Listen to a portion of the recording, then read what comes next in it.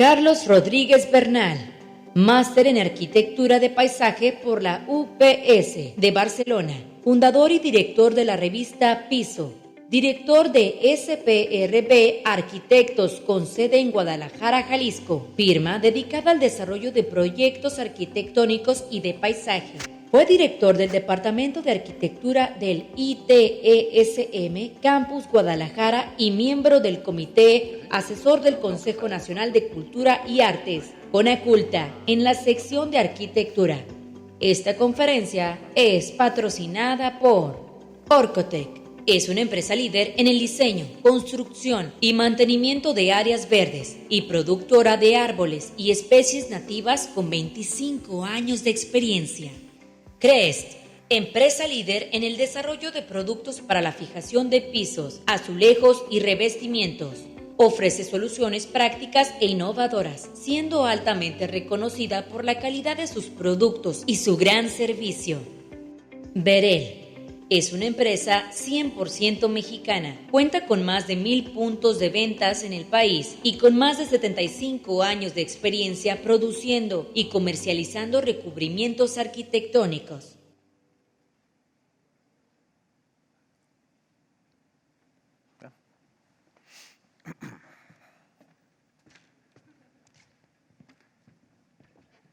¿Con este? Hola, buenos días. Rápidamente, gracias al colegio, a Carlos Ortiz, por los organizadores por la invitación. Yo voy a, un poco tratando de entrar en el discurso del evento, de la Bienal, con el tema de la ciudad urgente o ciudad posible.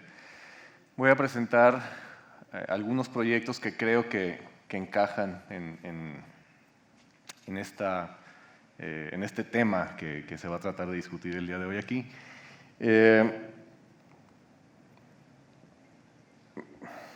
Voy a dejar de lado otro tipo de proyectos como residenciales o con otro tipo de enfoque y que se centren más como en contextos urbanos, en contextos de ciudad. Y voy a empezar con un par de concursos que hicimos hace unos años. La Plaza del Bicentenario en la Ciudad de México.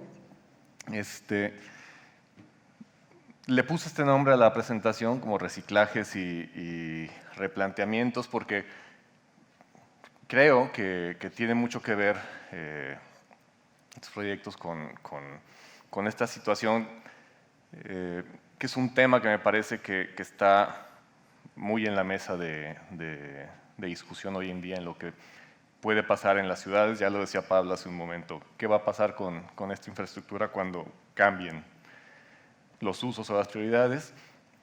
Y esos proyectos, si bien no son, no era el caso de una fábrica, pero era la Plaza del Tlaxcuaque. Esto tiene... no. Bueno, esto es en el centro histórico de la Ciudad de México, está en el límite entre el perímetro A y perímetro B.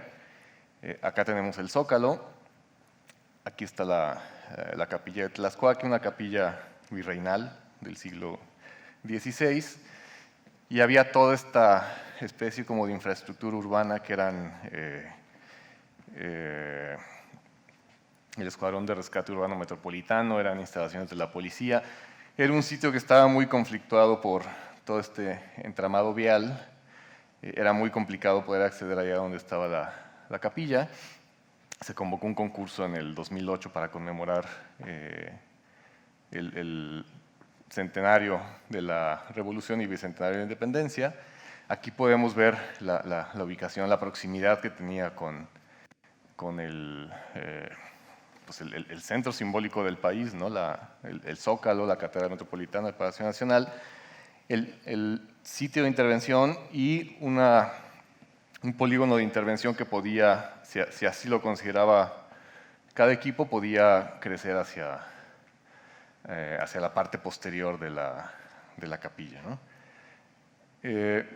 Una zona pues, completamente urbana, un contexto con mucho peso histórico, simbólico. y sobre todo con esta relación casi esta frontal con la Catedral Metropolitana. Es un proyecto que hicimos en equipo con una oficina italiana, Antonio Espósito y Elena Bruschi, y con René Caro de la Ciudad de México. Y bueno, nos interesaba tratar de explotar al máximo el potencial que teníamos en el sitio, ¿no? Que era reconvertir toda esta parte del polígono, que además tenía como una historia muy oscura en estas instalaciones de la policía y del Escuadrón de Rescate Urbano Metropolitano. La noche del 2 de octubre llevaron a muchos de los estudiantes ahí a los calabozos, los torturaron, etc. Entonces era como querer cambiar un poco esa inercia. Entonces proponíamos poder usar todo el polígono de intervención y entrar en una escala que tuviera una cierta lógica en este eje de Avenida 20 de Noviembre con el Zócalo de la Ciudad de México y la Catedral, y poder usar toda la profundidad que teníamos en el polígono. El proyecto hablaba mucho de peatonalización del lugar, de creación de áreas verdes. En realidad no había grandes replanteamientos en términos de vialidad, no se contemplaba dentro de los alcances del proyecto, de las bases. Simplemente la diagonal 20 de Noviembre, en este espacio convertirla en una calle de tránsito local, pero sí tratar de extender la influencia del proyecto a más espacios, sobre todo a esta explanada frente a la capilla, y que se convirtieran en áreas verdes. Yo creo que la peculiaridad de este proyecto es que más que una plaza dura, una plaza construida, se convirtió en iba a ser un área verde importante, ¿no? En una relación de escala equiparable a la superficie que ocupa la Alameda Central en la Ciudad de México. Y bueno, se organizaba como elemento principal, tenía un gran jardín vertical, una estructura que abarcaba casi toda la profundidad del predio, de 280 metros de largo, que creaba una serie de taludes, una topografía artificial en torno a para acoger el programa que solicitaba el concurso, y donde proponíamos una serie de predios, les llamábamos de oportunidad, en donde se pudieran alojar equipamientos e infraestructura que eventualmente la Ciudad de México pudiera o vender esos terrenos, ayudar para el financiamiento de la misma ejecución de la obra, ¿no? Y bueno, entonces lo que les mencionaba, había más una idea de crear una especie de parque, una explanada al centro, una explanada verde,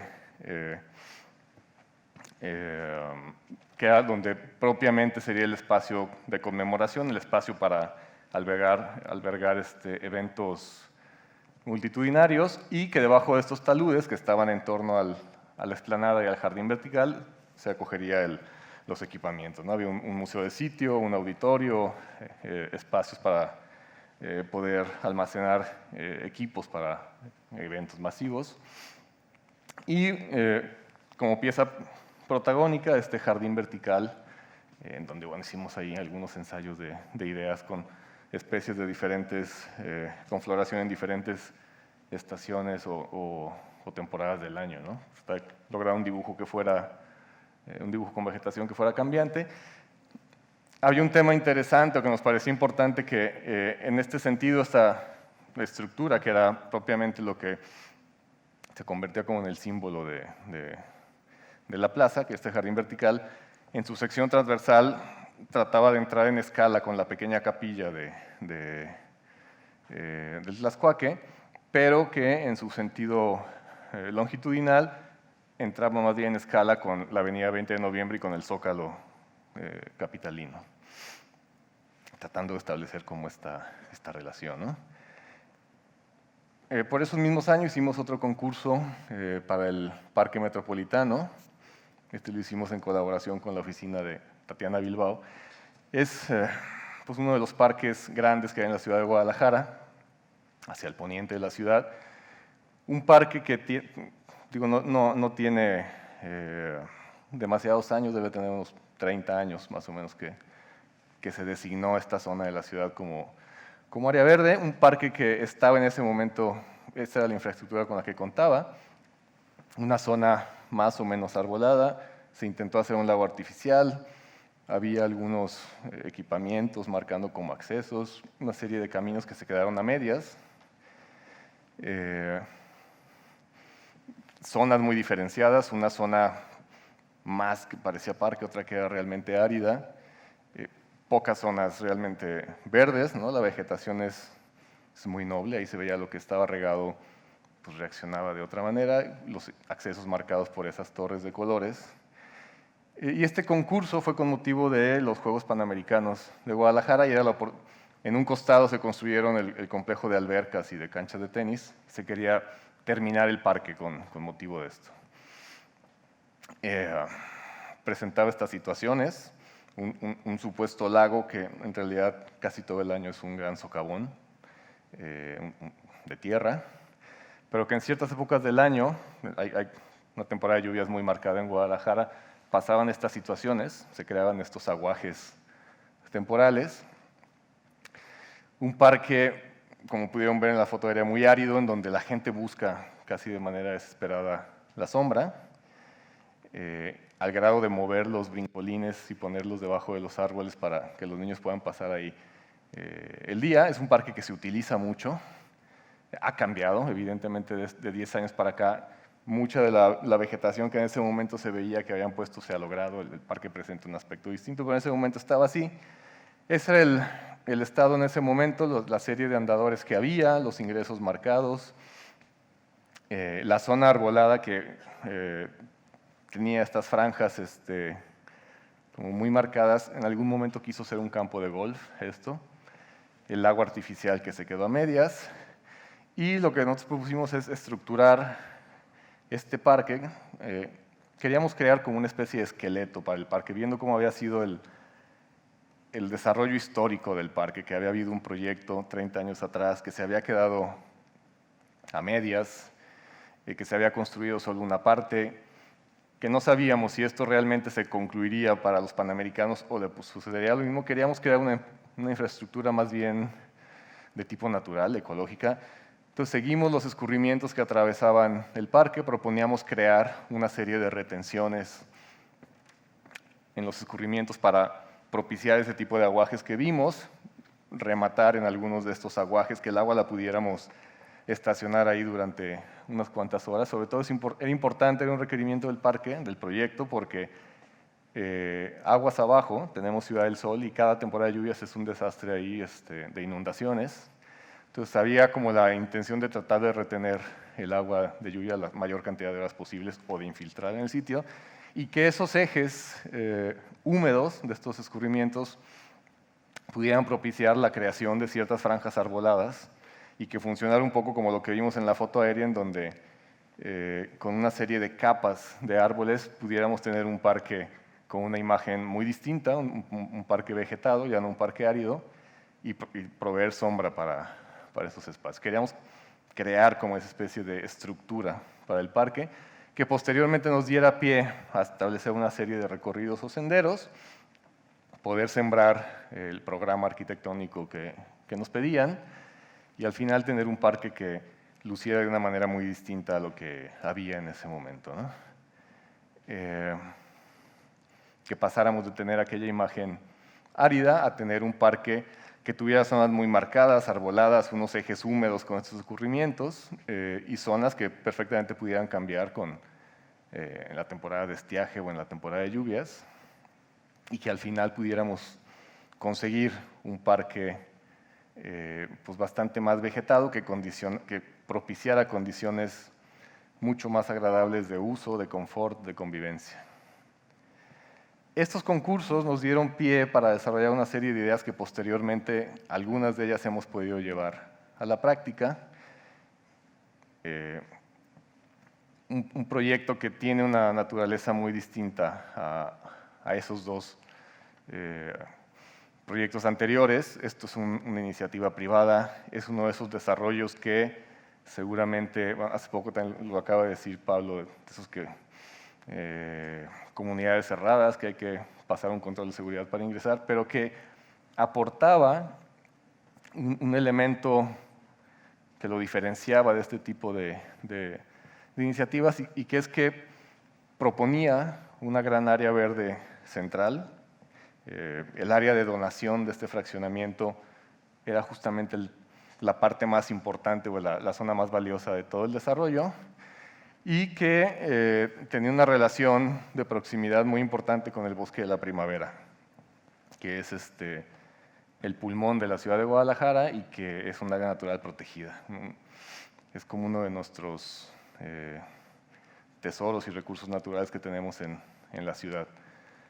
Con todo lo que esto conllevaba tener esta proximidad, ¿no? De tratar de establecer un parque, un espacio público que estableciera una relación no solamente de imagen, de apariencia con el Bosque de la Primavera, sino en términos también botánicos o forestales de una paleta vegetal que tuviera relación con lo que ya existía en el Bosque de la Primavera para, temas de no contaminar la flora endémica del bosque por introducir especies que no eran propicias para o que eran propias de este lugar, ¿no?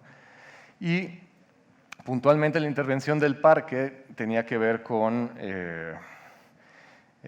tratar como de domesticar o de construir la topografía para propiciar una serie de recorridos que culminaran en la parte más alta del parque e ir estableciendo diferentes zonas. Hay que entender que es un parque público, es abierto a uno, pero finalmente también hay un equipamiento para la gente que viviría ahí, ¿no? Y bueno, tratar de establecer diferentes lugares donde la gente pudiera convivir, pudiera pasar el día y finalmente en la parte más alta tener un espacio que marcara este lugar. Sobre todo el tema de cómo recorrer el sitio y cómo irte aproximando al punto más alto. Ideas que habíamos visto en el Parque Metropolitano y que tratábamos de proponer en aquel proyecto una sucesión de capas vegetales, que es el tema del paisaje no solamente funciona en superficie, como estableciendo suelos vegetados, sino sobre todo también en capas, ¿no? En superposición de elementos, que es lo que ayuda a conformar una imagen, a construir un ambiente, a tener condiciones de sombra, marcar ciertos espacios, ¿no? Y desde donde pudiéramos tener pues, esta referencia hacia el Bosque de la Primavera, que es aquello que tenemos al fondo. O sea, finalmente tratábamos de construir un espacio público que fuera hecho a partir más bien de elementos que tenían que ver con el paisaje, con estas vistas lejanas, más que con infraestructura construida, que algo tenía que haber, ¿no? Una materialidad que te hablaba de un sitio que no era propiamente un contexto urbano, sin caer tampoco en un tema como de desarrollo campestre, ¿no? Pero sí que queríamos desarrollar una materialidad o una tectónica que te hablara de esta condición de estar en un contexto en relación a un área natural. Este es un proyecto que está en la colonia americana. Para mí sería un caso como de reciclaje urbano. Es una zona muy céntrica. Digamos, aquí es el centro de la ciudad. Hacia acá está la Minerva, Avenida Chapultepec. Es una zona residencial de cuando se empezó a dar esta migración de la gente que vivía en el centro histórico, las clases acomodadas que estaban en relación a los centros de poder, se mencionó hace rato, y empezaron a desplazarse cada vez más hacia el poniente de la ciudad, hacia el Bosque de la Primavera. Estas son de las primeras desarrollos que hubo fuera del casco viejo de la ciudad. La colonia americana, esta le llamaban la zona de las colonias, la colonia Lafayette, la colonia West End, la colonia americana, la colonia moderna. Y en los años 70 se hizo este edificio. Seguramente aquí esto era una residencia, se demolió, se construyó esta esta torre de oficinas y locales comerciales, que 40 años después estaba en esta situación, completamente cerrada y abandonada de sus funciones, lo que era la planta baja comercial, y la torre tenía algunos inquilinos, y era una intención de revitalizar este proyecto, de reciclar esta estructura urbana. La otra opción hubiera sido demoler y meter bastante más densidad, porque el uso de suelo que tenemos aquí está muy por debajo del máximo que permite el plan parcial para esta zona. Pero el edificio, finalmente, con la apariencia que tenía, ya se había vuelto un elemento icónico. Digo, no voy a juzgar yo si era bonito o feo, pero era parte de la imagen de esta parte de la ciudad, de este barrio, y como tal nos parecía que tenía cierto valor. Y lo que queríamos era más bien propiciar que se revitalizara nuevamente, sobre todo la planta baja comercial, ¿no? Que se volviera un edificio vivo, un edificio que está organizado ¿no? en torno al elemento protagónico de la torre, pero tenía un par de alas comerciales y sobre todo una plaza comercial que si bien es, digamos, está dentro del límite de propiedad, pero funciona como espacio público, y que eventualmente todo esto pudiera volver a la vida. El elemento primordial, como lo mencioné, pues era la torre de oficinas.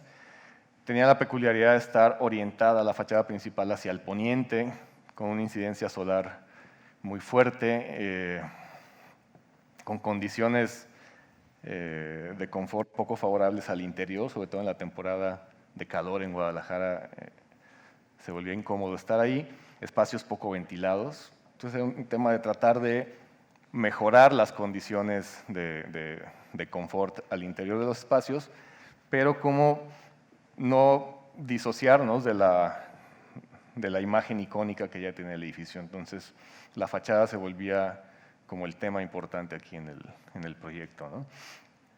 Aquí en el proceso de construcción ya desmontada la fachada original y proponiendo esta nueva piel separada del edificio, había espacio de aire entre ahora la fachada cristalada y esta piel para protegernos del poniente, y que al final mantuviera mucha similitud con aquella imagen que ya se había vuelto parte del paisaje aquí en la colonia americana, poder utilizar las azoteas de todos los espacios para albergar otro tipo de actividades o eventos, rehabilitar la plaza comercial, mejorar el contexto inmediato, la calidad del espacio público, rehabilitar las aceras, introducir arbolado más propicio para este tipo de sección de acera,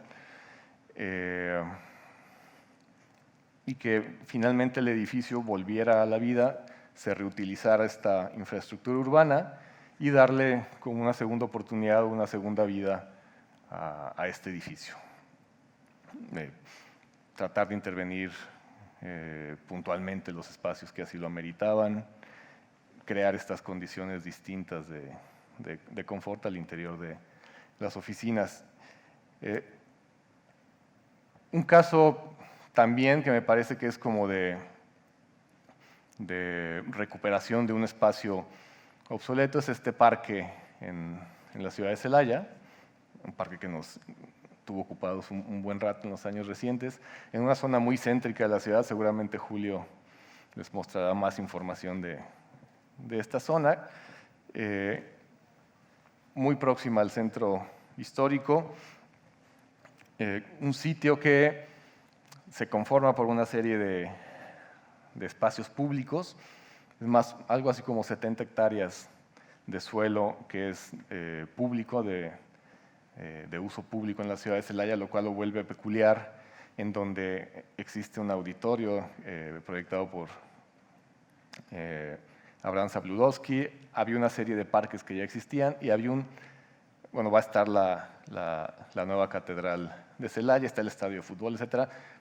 Pero había este predio, que es el que nos tocaba a nosotros, que en ese momento estaba así, era un gran baldío, un llano, prácticamente plano. La ciudad de Celaya es plana, hay un par de fallas geológicas que la atraviesan nada más, pero un parque que sobre todo, o un supuesto parque que estaba confinado por esta barda perimetral que colindaba en su extremo, en su lindero norte hacia una serie de centros comerciales, tiendas departamentales y grandes almacenes, hoteles, y en su lindero sur con esta colonia popular, casas de 1 o 2 niveles, un sitio que la ciudad le creció alrededor, que se ha vuelto una zona problemática, insegura, pero que además les habían hecho esta barda, así como negarles incluso el acceso a este espacio, ¿no? A este llano. La gente hacía boquetes en las paredes para poder cruzar por el sitio. Este era nuestro parque en cuestión y lo que les mencionaba forma parte de un plan maestro mucho más amplio, ¿no?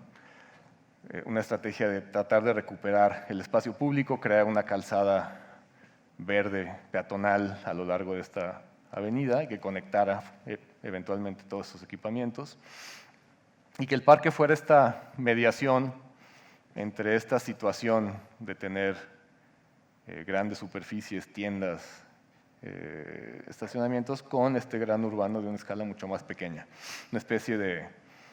En realidad el parque era una especie de, o el espacio este era una especie de frontera entre dos situaciones muy diferenciadas en la ciudad y cómo pudiera el parque eventualmente hacer esta labor tanto de tejer el espacio, esa trama urbana y mediar entre estas escalas tan diferenciadas. Y lo tratamos de solucionar con una intervención topográfica, crear una topografía que no existía ahí, y que este ejercicio topográfico fuera el que pudiera alojar el programa arquitectónico que nos pedían en el proyecto, ¿no? Entonces respondía de maneras muy diferenciadas, teníamos hacia esta calzada más amplia y hacia esas hoteles y centros comerciales creamos estas esplanadas con unos taludes que acogerían, están acogiendo poco a poco la vegetación planteada en el proyecto, que alojarían lo que hoy en día es un museo para niños debajo de estos taludes, y hacia el otro costado propiciara una escala menor, más en sintonía con estas casas de 1 o 2 niveles, permitiera estas ventanas hacia el parque y establecer una serie de parques de bolsillo para esta gente que anteriormente lo que tenía era un muro, era lo que podían ver, y que al espacio central creara pues como situaciones muy diferenciadas de lo que ocurría en el perímetro, ¿no? Una explanada que aloje eventos donde se logre un jardín muy, algún día vegetado, húmedo, en relación a este edificio que aloja el museo. A nivel de calle lo que sucede es esta situación, ¿no? Tenemos estas esplanadas con esos taludes, con una pendiente muy tendida haciendo fachada urbana hacia la avenida, que eventualmente se va abriendo este tipo de accesos o ventanas hacia el espacio central y hacia el espacio de exposiciones, y que bueno, la topografía nos fuera ayudando a alojar más equipamientos como una cafetería, el museo, crear otros espacios, pues digo, propiamente como para actividades de esparcimiento y de ocio, algún talud que pudiera servir como un elemento de referencia o mirador del propio parque y de algún contexto un poco más amplio, que esta plaza central, mediante esta manipulación topográfica, la deprimíamos 1,5 metros respecto al nivel de calle, más los taludes que hacíamos en el perímetro nos permitían abstraernos por completo del contexto y crear un espacio un poco, digamos, como diferenciado de lo que originalmente había, ¿no?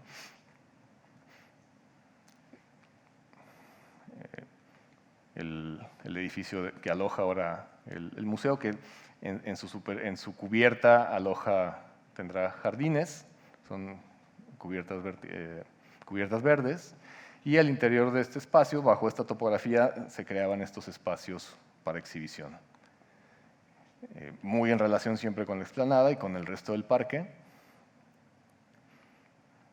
Había más equipamientos como un foro al aire libre, lo que se ve posterior a este elemento que marca el espacio de escenario del foro. Es un centro comunitario que hace fachada por esta parte del parque hacia esta zona habitacional, a estos lotes pequeños y casas de escala menor. Tratábamos de entrar también en escala con este espacio y hacer un centro comunitario que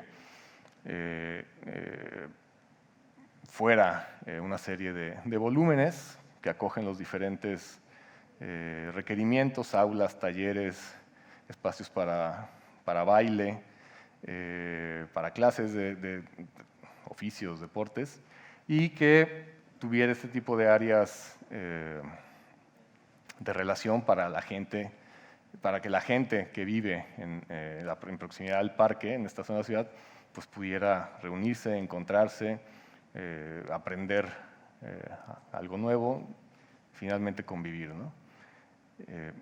Aquí podemos apreciar la relación que hay de estos elementos con las casas que tenemos a un costado. Finalmente, un centro comunitario que está funcionando bien hoy en día, y en un lugar en donde anteriormente había esta segregación respecto a lo que se suponía que era un parque, hoy en día tiene este tipo de equipamientos que es para uso de esa comunidad. También en la ciudad de Celaya, más en la zona del centro histórico, un espacio que ellos le llamaban Parque Morelos, en la ciudad de Celaya, prácticamente en el límite entre perímetro A y perímetro B del centro histórico. Un lugar que se utilizaba meramente como estacionamiento, pero que en los diferentes eventos que había o que hay a lo largo del año en la ciudad, alojaba, pues, por ejemplo, el mercado de las flores, el mercado del 10 de mayo, el mercado de Día de Muertos, el mercado navideño, siempre lo establecían ahí. Ya había un uso previamente en el sitio antes de crear, digamos, la necesidad de hacer un proyecto.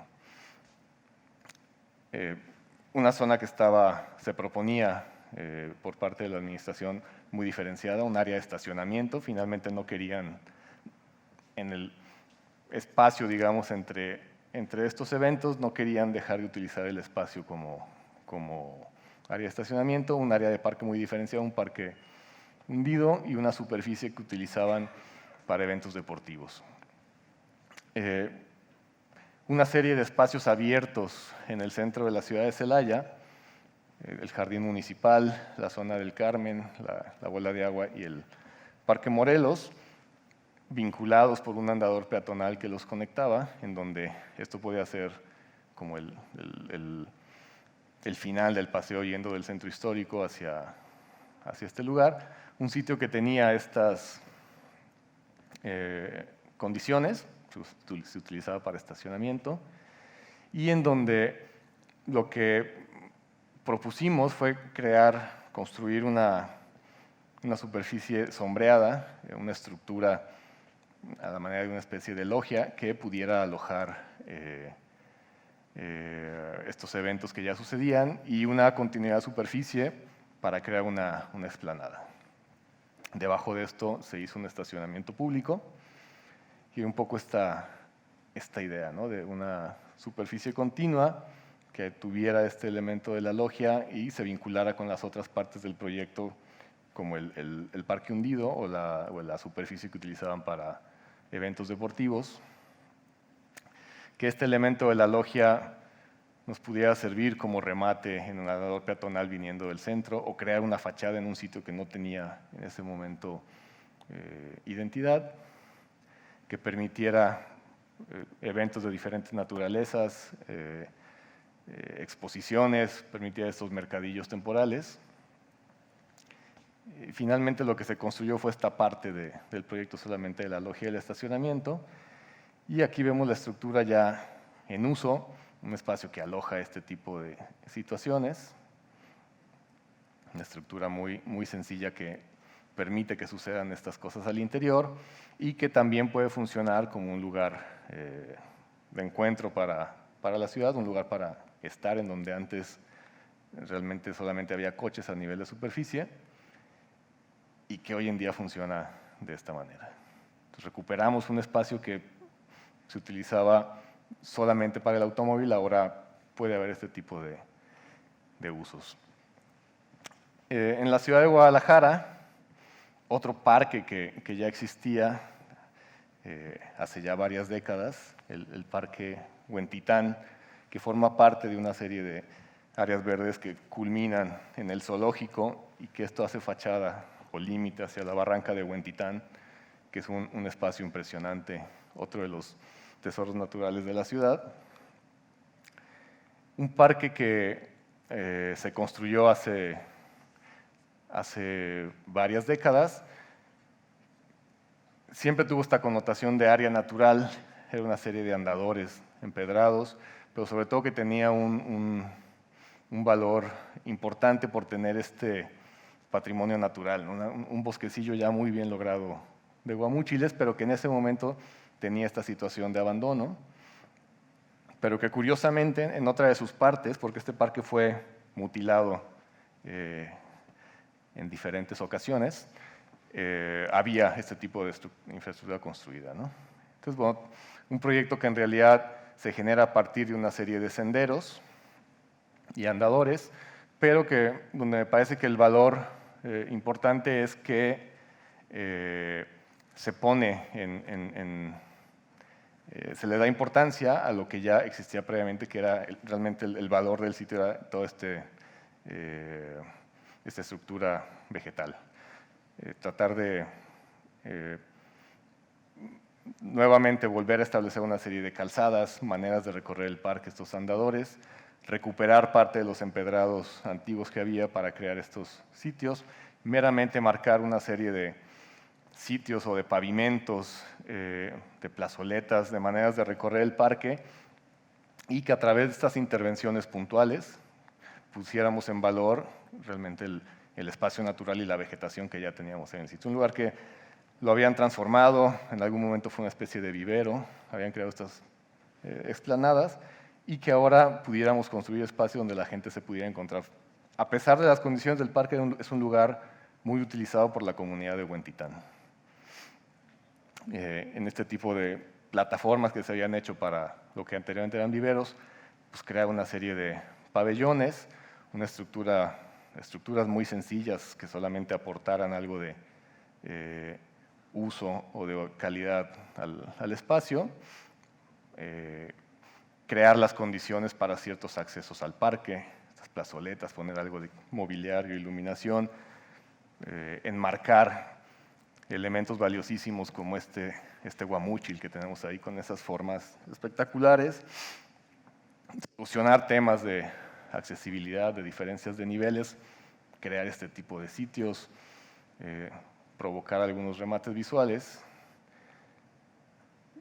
Y bueno, este es el último proyecto que tengo. En los 2 minutos que me quedan lo trataré de pasar en friega. Fue un concurso para hacer un nuevo museo papalote en la delegación de Iztapalapa, en la alcaldía de Iztapalapa. La antigua Tenochtitlán, Iztapalapa era este sitio, era una de las calzadas que entraban a la ciudad. Hoy en día es esto, un lugar que se transformó radicalmente, que es imposible apelar a algún tipo de nostalgia o de memoria histórica en el lugar, más allá de que siguen estando los mismos formaciones volcánicas y el Cerro de la Estrella, pero todo lo demás me parece que se perdió ya para siempre. Y que era este contexto completamente urbanizado, usos de suelos muy mezclados, tenemos bodegas industriales, grandes almacenes, una zona conflictiva, tenemos el metro, una estación de microbuses, la calzada Ermita Iztapalapa con un tráfico brutal, y en donde en este sitio se proponía la creación de un museo para niños. El lugar era esto, todavía parte del sitio es esto, estos andadores de microbuses. Y nuestra propuesta en el concurso, además de tratar de solucionar el programa del museo y alojar todos los requerimientos que nos pedían, nos parecía que había que ir más allá del edificio y nos parecía que era importante crear condiciones de civismo, de urbanidad, tratar de hacer ciudad y cómo creíamos que lo podíamos tratar de propiciar era mediante el establecimiento o la creación de un espacio público que en ese momento no existía. Tenemos esta plaza que funcionaba como vestíbulo para ingresar al museo. El museo es una serie de crujías paralelas que mediante un desfasamiento en sentido horizontal y vertical, podíamos solucionar temas de iluminación y ventilación natural al interior. En donde el tema del espacio abierto que se nos pedía en el programa, nos parecía que una solución tipo claustro no contribuía a esta idea de generar ciudad, mucho menos la idea de tener un jardín en la azotea tipo roof garden, sino que intentábamos hacer una especie de híbrido entre un espacio público a nivel de calle con aprovechar las cubiertas para propiciar todavía más espacios abiertos dentro del museo. Este diagrama programático, que explica un poco en planta y en sección las intenciones del proyecto, un edificio que no tiene, digamos, una fachada cerrada hacia la ciudad, no le damos la espalda, lo que intentamos hacer es más bien una fachada que sea muy permeable hacia el espacio público, una planta baja que es completamente de uso público, donde la gente, la comunidad, los visitantes puedan acceder al museo sin tener que haber pagado por estar utilizando ya esta parte del edificio. Y luego el programa arquitectónico se desarrollaba en los niveles superiores, con diferentes zonas de exposición, jardines, terrazas. Una planta de este tipo, es un museo que va a ser para niños, queríamos un espacio que evidentemente fuera muy lúdico, una planta que no propiciara ningún tipo de orientación o direccionalidad, sino que permitiera que los niños se movieran libremente por el museo, que generara esta curiosidad por recorrer esta especie de laberinto de muros, y donde la parte que nos parece importante es que la planta baja, esta plaza que propusimos hacia el norte del predio, pudiera entrar dentro del vestíbulo del edificio. Entonces, en realidad, la plaza pública y el vestíbulo se fusionan en una superficie continua. Y donde pasaba este tipo de situaciones, el espacio público ingresa completamente al vestíbulo del museo. La gente, había una peculiaridad en el programa del concurso, es que para poder acceder a la estación de metro, por si iba a construir un centro comercial a un costado, tenían que ingresar por el museo para subir al centro comercial para entrar al metro. Entonces, la plaza esta se volvía un espacio pues de transición de mucha gente, miles de personas al día que tendrían que pasar por aquí, pero que pudieran, si tenían un momento, entrar y vivir parte del museo, ¿no? Con esta continuidad entre el interior y el espacio público. La sección muestra un poco esta idea de un espacio central en la planta donde puede entrar público en general, y luego mediante este juego de crujías con diferentes alturas y aperturas, podíamos tener este tipo de vistas cruzadas o vistas en diagonal que ayudaran tanto en el recorrido dentro del museo como en generar en la gente la curiosidad, no olvidemos que es un museo para niños, de explorar y recorrer todo el edificio. Tener este tipo de espacios en niveles superiores, finalmente ponernos en relación con la ciudad. Es verdad que ya a cierto nivel se nos borra un poco el contexto inmediato y tenemos la referencia inmediata del Cerro de la Estrella, como un elemento simbólico en Iztapalapa. Y bueno, el edificio actualmente se encuentra más o menos en un estado así, está en construcción. Esta será la explanada que entra hacia el vestíbulo, en el laberinto de muros. La relación con lo que será la futura plaza espacio público es lo que tenemos ahí al fondo, que da hacia la calzada Ermita Iztapalapa. Diferentes planos provocan como diferentes atmósferas, situaciones muy diferenciadas de un lugar a otro y sobre todo despertar en el niño la curiosidad por explorar el edificio, ¿no?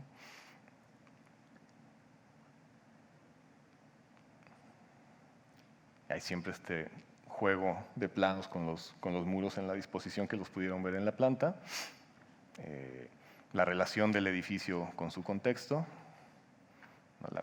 Esto es lo que eventualmente será el espacio público que ingresa en el museo. Y es todo.